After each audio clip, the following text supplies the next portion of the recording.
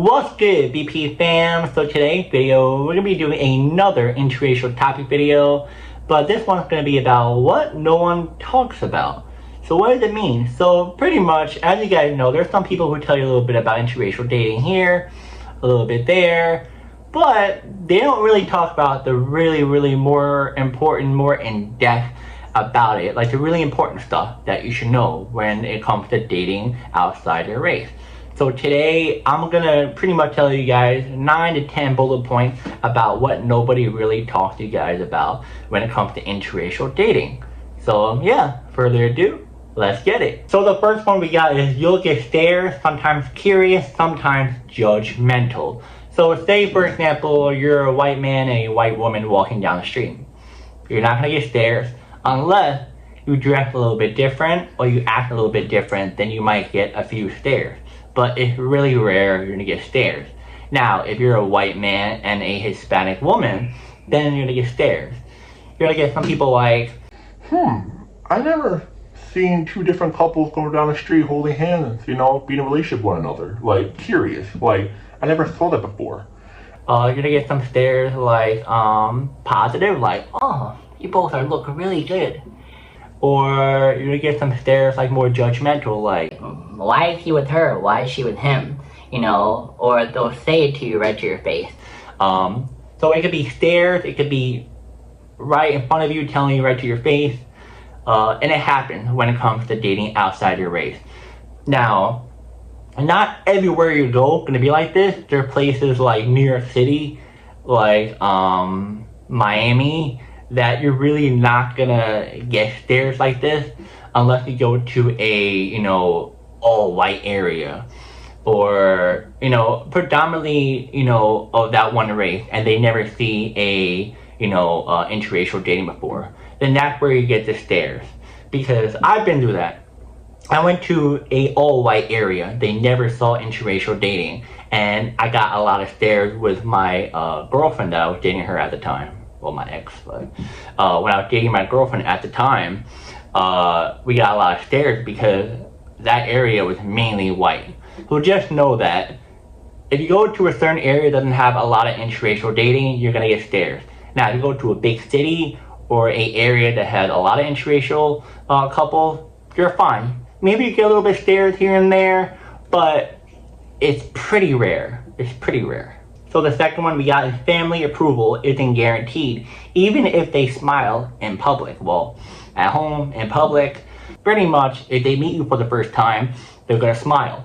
More likely the reason why is that they don't want the situation to be awkward, and they want to, please their son and daughter without making it a whole big thing. They also just show respect to you because you're dating their son or daughter, so they have to, be respectful even though they disagree on both of you dating, and it happens. It really does happen. For me, for example, my ex back in high school, her mom didn't like me because I wasn't African, so off the bat, she was a little bit nice, but then I started to see more of her, I don't like you because you're dating my daughter, and it comes with it. Sometimes you meet parents who just don't like you because, you're not the same race, or it's just they don't like you because of many other different ways. But it happens. It just depends on, how the parent is.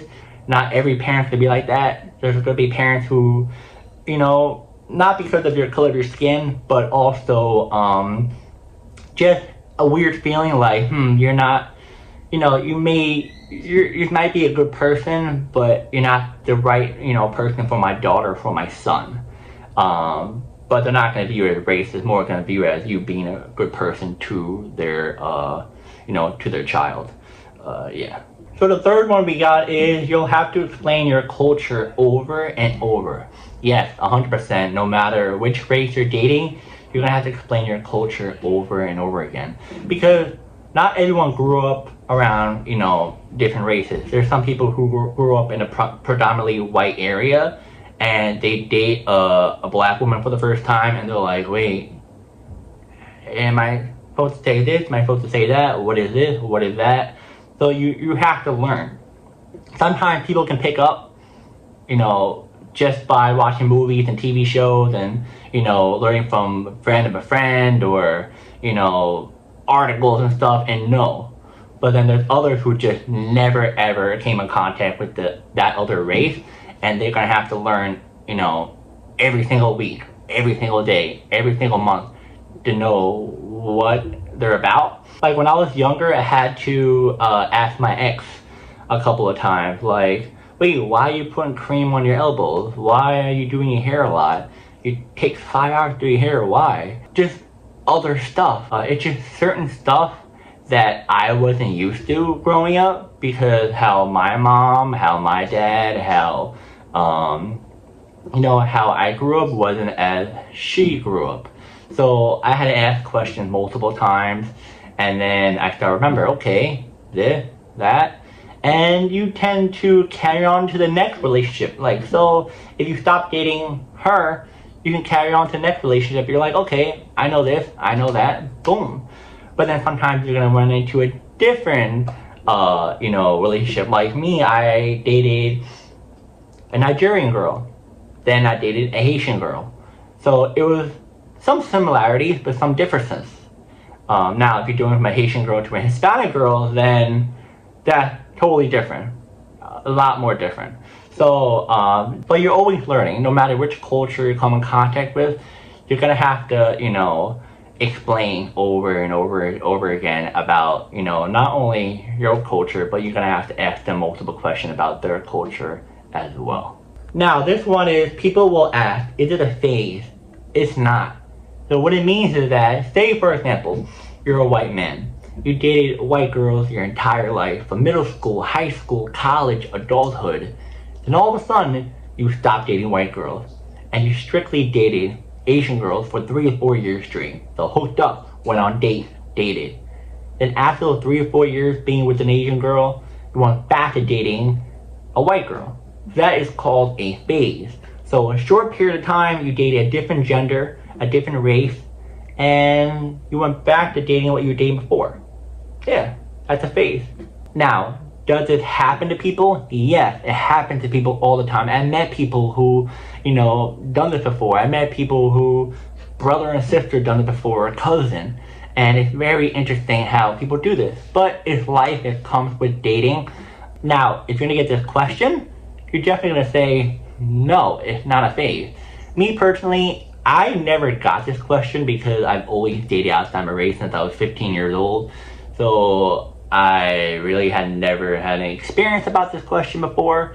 But if you had this question, you know, asked to you, let me know in the comments how your experience was. What did you say to that person? And yeah. So this bullet point right here, I feel like is one of the more interesting ones that put on this. So this one says, you'll question your identity more than you expected. So it says, being in an interracial relationship can make you reflect on your own cultural background, values, and how you're perceived by others. Example, you might ask, am I losing part of myself to fit in? Or do I represent my culture enough? So for me, for example, I never experienced that. I never had to change myself to fit in or to, you know, I just never had to change myself when I'm dating a different race. I'm just me. This is who I am. But there's people who have. I'll give you an example. So say you are a Hispanic woman and you date a Asian guy. And, you know, your family knew you, how you act, how you talk, how you dress. But then all of a sudden, you flip-flop. You dress how an Asian dress, you act how an Asian act, you pretty much flip your whole personality, your whole wardrobe, everything to how the person that you're dating and how their cultural background is. And your family looks at you like, this is not you. And they're judging you a lot. And it makes you think, am I losing my, you know, who I am as a person for someone else? There's some people who've done that, who changed the whole, you know, way of life to fit in, but not realizing that's not them. The other one's you. So I guess I kind of explained it somewhat good enough. My apology if I didn't. I'm trying to give you good examples. I just never been through this before because, like I told you, I'm me. I'm not gonna change who I date because this is who I am. Some friends won't get it, and that's okay. I agree 100%. So there's gonna be some friends in your life who won't accept you for dating outside your race, but then there's gonna be others who will accept you for dating outside your race. I've been in that situation before. I had friends who didn't like the fact that I dated outside my race for the first time. And they were judging a lot. And the thing is that you don't realize is, their upbringing is a pretty big factor of why they're against it. Or their interracial dating experiences. Their experience of dating outside their race wasn't the best. But it happens. Now, you have a choice. Do you want to keep them in your life?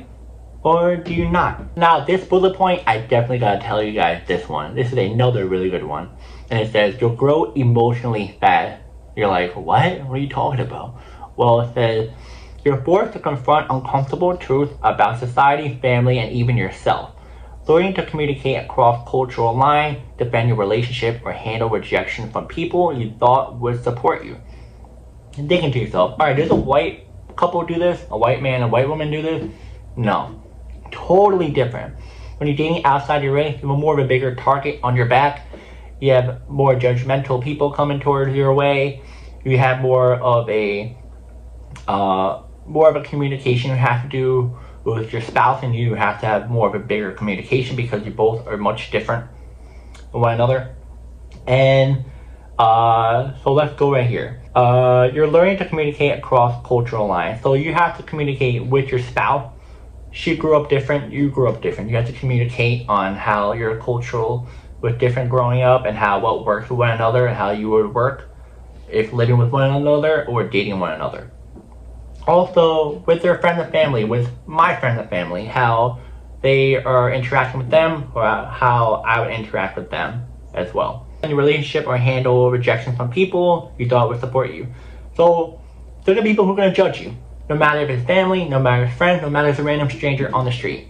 You're going to have to defend your relationship.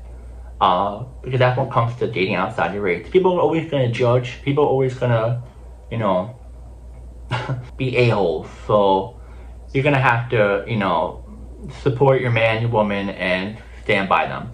So stuff's going to happen when you're dating outside your race. And on top of that, it says you're forced to confront uncomfortable truths about society, family, and even yourself. 100% agree with that.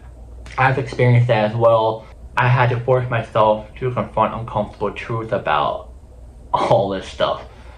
And at first, it was a lot to handle. I was very, confused. I was still learning. I didn't really know a whole lot. But then after a while, I started to pick it up. I start to know, how everything works when it comes to dating outside your race. It's a lot when it comes to dating outside your race. You just gotta be strong enough. You need to know what comes your way, and it honestly helps you grow more emotionally stronger and also grows your relationship much stronger as well. You'll realize love isn't colorblind. The idea of colorblind love ignores the real experience tied to race. True love sees those differences and respects them. For example, you don't ignore your partner's background. You learn it, honor it, and grow from it. Oh, that's smooth. That's smooth. So pretty much, I don't want you to ignore my culture. I want you to understand it. So if you are dating someone and they're a totally different race, they have different morning routine, different foods that they eat, different religion, everything about them is totally different compared to the race that you pretty much are. And they want you to learn more and more about them because their culture is way more different than yours. And they want you to honor it, respect it, and understand it instead of ignoring it. So for me, for example, when I first dated a black girl for the first time, I was 15, 16 years old. I saw her do her hair in the bathroom, and she did her hair like pretty much a lot, and it took her hours and hours. And I was looking at her and I'm like, can I ask you a question? And she's like, yeah, sure. And I'm like, why do you do this? Or why did it take 10 hours to do this? Or why does, you do that? And I was asking her a lot of questions about her hair. And she gave me, answers after answers after answers to every question I asked her. And she loved the fact that I was trying to understand her. I wanted to know more, stuff about her. And I was willing to learn about her culture. For me, at the time, I didn't know why she took 10 years to do her hair, but it takes a long time to do a black woman's hair. It's not going to take 5 minutes, but it takes you a while because it's much different. So just by me asking her questions about her hair, about the food that she ate, she loved the fact that I really want to understand her. And she loved the fact that I really is willing to learn more about her and to grow with her. And that's what you need to do when you're dating outside your race. You're gonna have to ask questions about the other person's cultural difference because you want to learn more about them. And if it's real, you'll build something stronger than most. When you face external pressure, cultural tension, and still choose each other, you've built resilience. For example, you had hard talks, forced judgment, and still show up for each other, and with a powerful message. We didn't just fall in love, we fought for it. Wow. Give me a second. Wow. That's the thing about dating outside your race is that no matter how many times you and your spouse get knocked down, both of you get back up, both of you want to learn from one another, that amount of people who judge you, the amount of just package that you have to deal with when dating a totally different race, and at the end of the day you both love each other and you both build an even stronger relationship than ever, is something totally amazing. I'm not taking this away from dating inside your race, but dating outside your race is something so beautiful to see because it's so much you have to go through with your spouse that's totally different background than you, and it's just so beautiful at the end of the day seeing this because love is love. No matter what race, what gender you are, love is love. Like, yeah, guys. Got a little emotional. I was trying to keep back my emotion, keep back my emotion a little bit, but that's why I love talking about interracial dating. That's why I really want to talk to people more about interracial dating because I feel like people definitely got to hear more about this. So yeah, guys, that is the video of what no one talks about when it comes to interracial dating. If I missed anything, let me know in the comments. And also, if you guys want me to talk more about interracial dating topics, let me know as well. I'll shout you out on the video. And yeah, I'll see you guys in the next video.